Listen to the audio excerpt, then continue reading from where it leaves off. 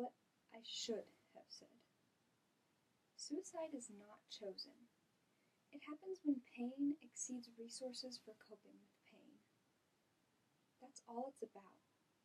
You're not a bad person or crazy or weak or flawed because you feel suicidal. It doesn't even mean that you really want to die. It only means that you have more pain than you are capable of coping with right now. I'm here. Let me help. What I did say. Keep the pen flowing. Never drop the pen. Just flow. According to the Centers for Disease Control, suicide is the third leading cause of death among people ages 15 to 24. Suicide is a prominent problem in today's world, and as a society, we tend to blame those closest to the people who have committed suicide for not saving them. But is this a fair accusation? From the Flow by Janet O'Neill. Welcome to my home away from home, room 316, Parkside High. For 13 years, I have taught English composition to teens. Show them their voice. Help them find their voice in print. I read a lot of Peter Elbow, who postulates that if you help someone find their voice, as a teacher, you are an educational success. So, that's what I do. I develop voices. They write daily journals, and that gives me the chance to delve into what makes teenagers tick. One writes of an impending Pom Squad tryout, while another writes of his love of NASCAR. One day, one writes, "Sometimes I wish the world would leave me alone, or that I could leave it alone." My inquisitive mind reels. Am I reading too much into this? Journals develop voices. That's a fact. When I was 16, my English teacher made us write 10 minutes a day.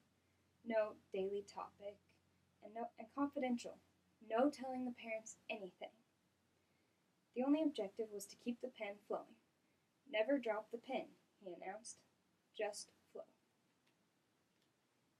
His name is Dean Aiken, and his journals have become my Friday obsession. Once a week, the students stack their notebooks under the chalkboard, and I quickly race to Dean's writings first. While others are talking about how the cafeteria food needs improvement, Dean writes in the abstract. His writings were the same, yet constantly differing, altering from the glass being half full to half empty. Why can't they just leave me alone? He'd write. They could be anyone. They were anyone. Just flow. So I wrote. I told my teacher about how students told me I was a lesbian because of the way I dressed. Told him how Tim Robertson always called me names if I didn't let him copy off of my paper. Told him about how I felt sitting alone in the lunch cafeteria until a teacher came to sit with me. And it helped. He helped too. One day we got a seating chart. Tim was seated in the opposite corner from me. It was only a seating chart, but it was a signal. He was helping me. Dean's writings became erratic. Days would be skipped completely. Lines would be erased. I felt like some sort of voyeur trying to uncover the mystery of what he'd erased. Then he wrote. My granddad had it tough. He worked at a coal mine 6 to 6, but God helped him. He's resting at a cemetery next to a beautiful tree. He can sleep when he wants, get up when he wants. He must like that. I know I will. Not would, but will. My God, I thought. Does this child really want to kill himself? I slipped a card for a local youth center into his journal. Maybe he'll go, I thought. He has to go. People think I'm weird, he'd write, but they just don't know what's going down. The messages became blatant cries. I kept him after class to discuss things. What things? He'd say. We'd stare at each other. 15 minutes later, he'd leave with a pass. My teacher solved it with a seating chart. I can do this. I can. My mind raced. What should I do? I can't tell his parents. That's the whole point of the journals. But they should know. Besides, he hasn't actually said he's suicidal. Right? The classes are called to the auditorium over the intercom.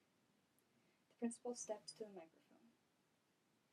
He announces that a student at our school, Dean Aiken, has died from a fatal gunshot wound to the head.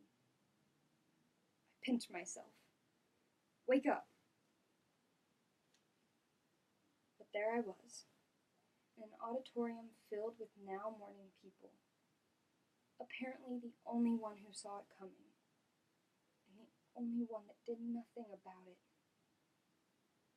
Newspapers ran stories that night denouncing his father for keeping a gun in the house.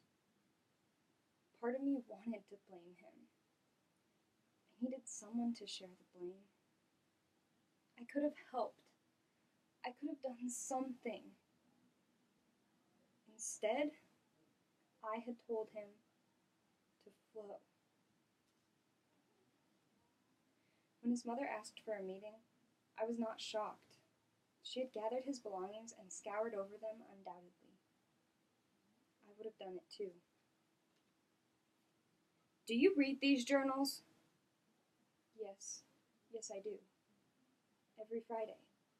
Then explain to me why you passed Dean's over. I didn't. I read it. Well, if you read it, then you would have known. We all would have known. I knew. Then why? Why? I don't know. See, the journals are confidential. Damn you! He came to you. I don't know why he came to you, but he did. And you chose to sit there. No. I kept him after class. You call yourself a teacher? You murdered him. I know. Please forgive me. Only I knew I wasn't just asking forgiveness from her. I was asking God as well. I open my journal and write the events of the day. Usually I write of achievements, accomplishments at the job, at home, with my family. Today, I write of being accused of murder. I write to escape. I write to release. I write out of habit. Just flow.